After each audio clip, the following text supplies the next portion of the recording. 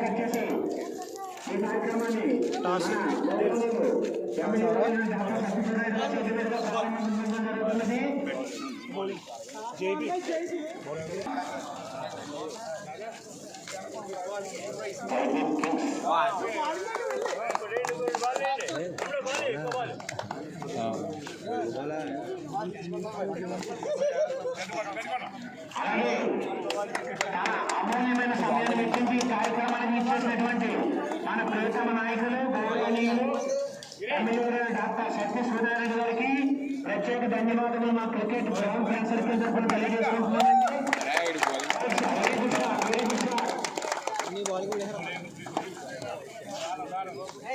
ఈ కార్యక్రమాన్ని ఇచ్చేసిన ప్రతి ఒక్కరు